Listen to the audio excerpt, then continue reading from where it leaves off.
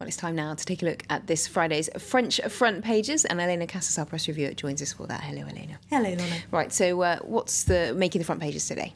Well, Le Figaro, I think, held their front page as they went to press later than usual last night to get their journalist Edith Bouvier on the front page, now that she's finally, as the headline said, managed to leave Syria and is safe and sound in Lebanon. They've got quite an extraordinary account on the inside of how exactly she managed to escape, saying that she had to crawl through a tunnel to get out of the besieged city of Homs with her broken leg, which is fractured in several places, and she, of course, has been about 8 days without having treatment for that since she was injured. And then they say she had to walk through high mountains and heavy snow, cold temperatures to get into Lebanon, to Beirut, where she is now safe and sound. And the French government say they will be sending a plane to come and get her as soon as doctors say that she can travel. So extraordinary story of hers. Le Monde has also some quite harrowing stories of those still fighting it out, or at least, you know, those who were to the very last fighting it out in Homs, which their front page calls a dying city. They say that now that the offensive seems to be complete by Bashar al-Assad's troops and fighting has ended there, they're worried there could then be a massacre on the scale of what happened in the nearby city of Hama 30 years ago under Assad's father, where thousands were massacred.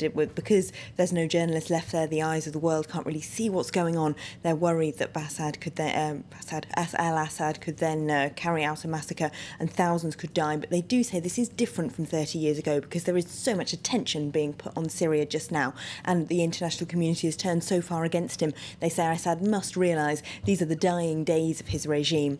There's also an interesting article in there looking at why Homs became such a centre of opposition. They say it's surprising for lots of Syrians because Homs apparently in Syrian popular culture is synonymous with bad jokes and people who are a bit daft, but apparently they blame... I'm sure I can think of an equivalent here in France. The Belgians, yeah, probably. Exactly. But they blame anyway a local governor who was appointed by Assad, who was very close to him, who apparently was exceptionally corrupt and made himself exceptionally unpopular, and they kind of built this upswell of anger in the city. I see. Well, let's move now to here in France, because President Sarkozy, as we saw in the news bulletin, got booed yesterday. Rather a bad day for him. And it was. He ended up under siege, as Libération's editorial puts it, in a cafe in the Basque town of Bayonne after protesters booed him and threw eggs. Here he is on the front page of Libération. Their headline is "The Angry Man," but they're not actually referring to any of the protesters. They're referring to Sarkozy himself.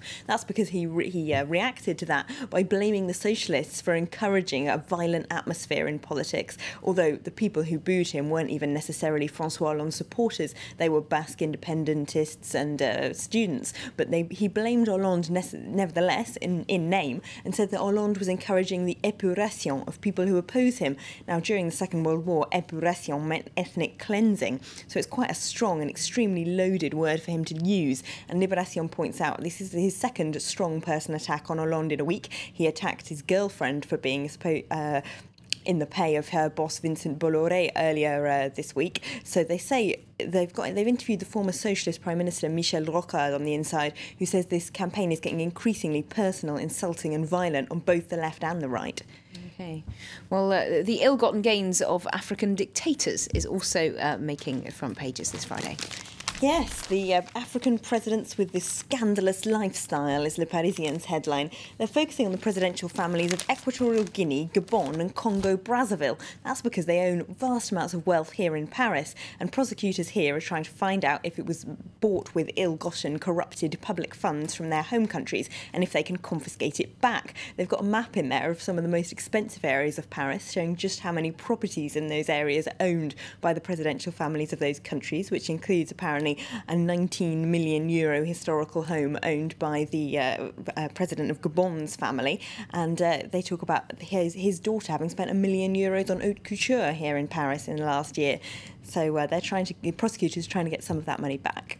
Good story there. But finally, Le Parisien as well got a little embarrassing little secret of Jean Dujardin, who's the toast of France and Hollywood at the moment after the Oscars. Yeah, his new film Les Infidèles is out today. It's already been scandalous because of its advertising campaign, which got banned because it was called misogynistic. But apparently they now report he had a scene deleted because he thought it would affect his Oscar chances. Apparently it showed him having sex in a hotel room while one of the planes went into the Twin Towers behind him on 9/11.